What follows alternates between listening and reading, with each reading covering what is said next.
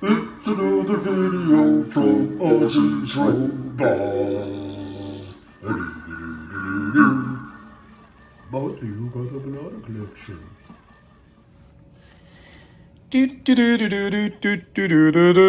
Hey everyone, welcome back. Come on in, come on in. It's your favorite toy guy here with a look at some of the Robby the robots that were created, I guess, or inspired or pushed by Ray Rohr, dealer extraordinaire, who had passed a while back now. But this was his brainchild, and perhaps I have shown these before. I'm not even quite sure. I don't think, maybe I haven't. But this is a different different type of video. So as always, before we get rolling, because I'm going to stop this, I'm going to show you some other cool things, and then we're going to finish up with the toys, and then we're going to finish up with something that's even a spectacular surprise when it comes to these particular toys. So get that coffee in hand, man. If it's morning, stir it, clank it, adjust it to your favorite specification, and kick back in your most favorite lazy boy reclining type chair, or wherever you're at. Grab a snack, and now focus, because we're going to split away from these toys for a bit, and I'm going to show you a few more cool items to do with the Ray Rohr Robby the robot. So now that I have your attention, stay tuned for part 2. Okay, part 2 is going to be a little shaky because, I'm holding the camera, but my son is holding the Robby the robot box. Let's look at it from the sides too. That's the side panel there, side panel there. Let me show you one thing here.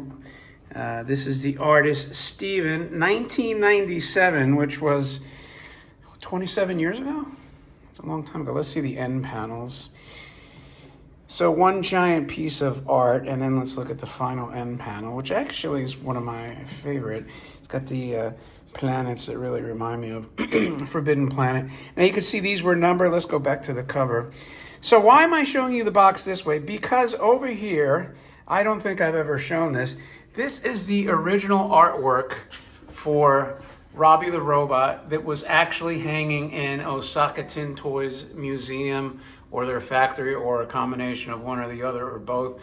And yes, I was able to acquire the original art, so I wanted to compare it to the box. You can see here where the flaps folded over. Here's the Steven from 1997. And this is the entire painting. I guess it's like a watercolor. That's what it looks like. You can see up there. And this was painted, created specifically for that box. And it sat really for 27 years. It's hard to believe that this thing is this old. And so now we had acquired it and actually reframed the entire thing, rematted it. I mean, it had a really, really bad frame. I mean, it was metal with some pieces coming out that could actually slice your hand. And also it was red and blue and kind of garish and chrome. So we did the Optium. And so this is your original painting. And now we're going to go back to the toys, and then we're going to finish up with something else. So stay tuned. Okay, we're back, and you saw the original painting. And actually, I guess the painting, even though it was dated 1997, what I did notice here on the side, and even in the battery compartment, is they have this listed as 1999, which is still 25 years old. However, maybe the art was commissioned early on, because you can see here, it's clearly 97, 9 and 7, but could be that art, like I said, was commissioned, and it took them a couple years to finish all these up. In the box, I wasn't even going to open it, but just in case, since we're doing a sort of comprehensive, there's the inserts, obviously, but also some paperwork. The Teenage Robby the Robot. Original design, highly detailed. It is lithograph tin.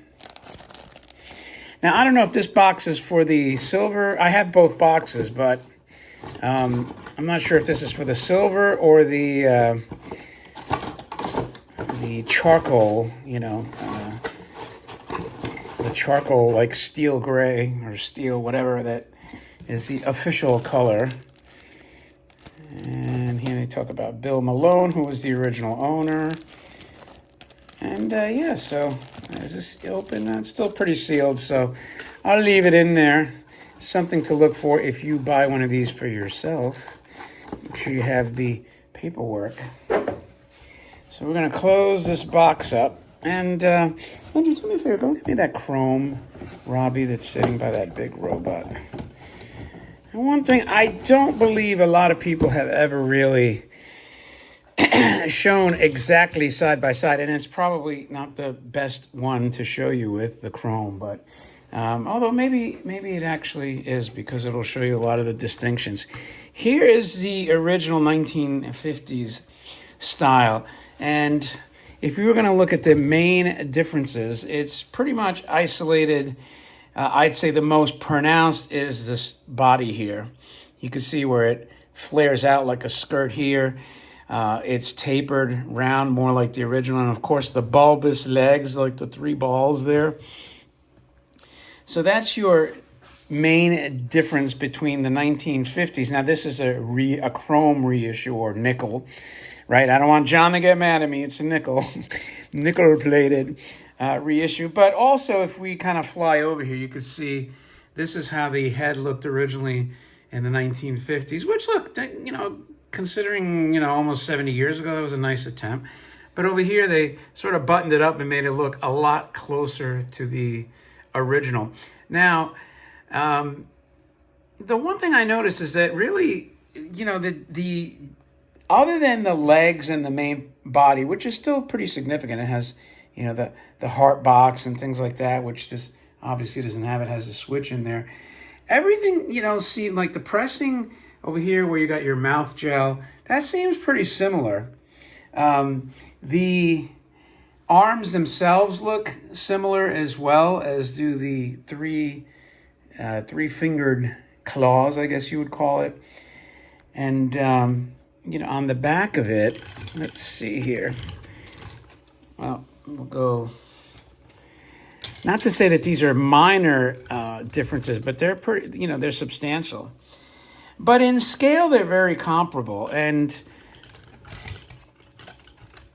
I am actually surprised by the similarities, believe it or not, because the main changes from a perspective of the pressing are the legs and just the main body, which again is huge. And then of course you got these side pieces here. You got more of the details like the scanner rings and the projecting lights.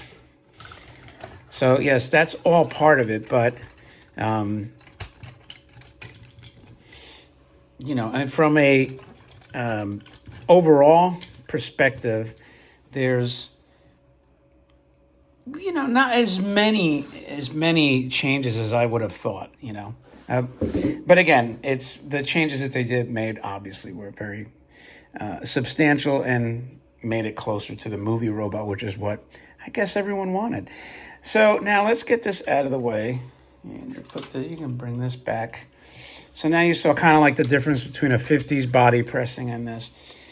And when I wrap this up, it's not going to be with the toys, so stick around, because after I show you these toys operating, you'll see something else, which probably nobody's seen before. I will be unveiling it, as a matter of fact. I don't even think I put it on Alpha-Drome, if you could believe it. So, as for color variations, there were several. I happen to have 2, the silver and, like I said, the charcoal. But there's more out there. If you're a completionist, probably be a good idea to try to hunt them all down. I just don't have the space for them, but not to say I wouldn't like them. Between these two, probably like the original color. I mean, it's always the original is the best. So, without further ado, let's turn it on. I probably haven't turned these on in years. So the arms move, which is pretty cool, the gun. And he's walking, unlike the 50s. Repos that tend to break.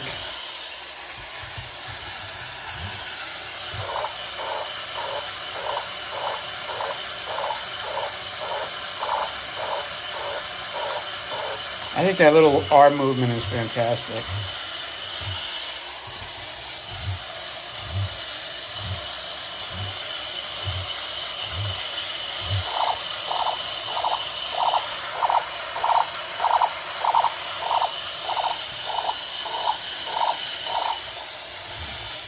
All right, so that's your charcoal one.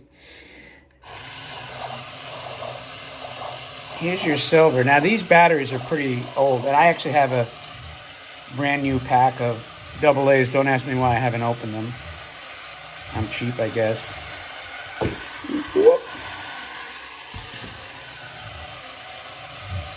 And I like where the neon tubes would light up. It sort of flashes with the blue.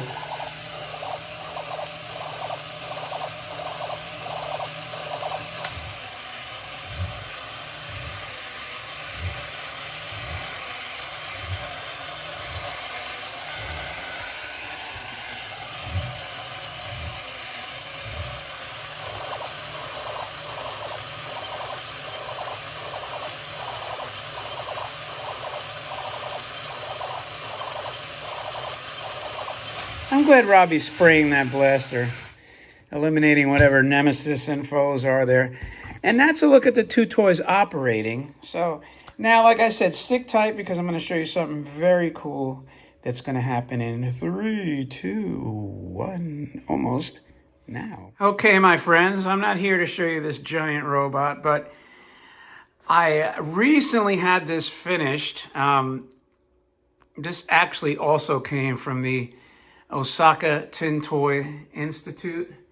This is the Ray Rohr Robby, one of their displays on the pressings. And this sat on the floor there for, I don't know, a year until I finally had somebody that triple framed it and added the plexiglass in front. Like I have a Gigantro like this. I believe this is the only one that they made to my knowledge. And this is the Ray Rohr Robby, and we can go through all the steps from the flat piece of tin. And this is in bare metal, which is nice because it really looks well with this robot here. They tell you what it is: void hole, second press. So it really has all the explanations on here. And this is revealed for the first time ever. Here's your check hole, side cutout. I mean, is this freaking awesome or what? It's going through the entire stamping process here. And this is just one piece, the front chest piece. There's your left ear hole, your right ear hole. Now this is in my way, so not the chrome, but this big robot. So it's hard to go through all the way over without, have this thing impeding me. I'm just like stretching the camera out there. But you could see eventually, and some of it, this was part of why I wanted to rush to get, it took a year, but you can see there's a little bit of oxidation on there.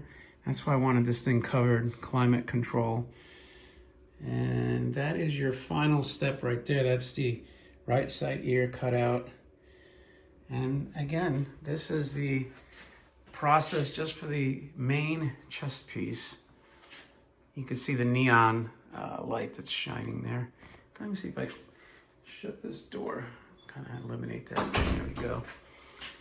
And yeah, so this is, from my knowledge, to my knowledge, this is the only display like this that Osaka ever made, and it sat in their museum until I acquired it, well, over a year ago. Finally got it custom framed, protected, and hung up next to this guy. And we're going to conclude with this. So that's a look at your Ray Rohr Robby the robot with the original box art and with this display pressing shadow box frame now. And the toy's working. So if you like all that, do me a favor, thumb up the video, leave a remark. Let me know what you think in general.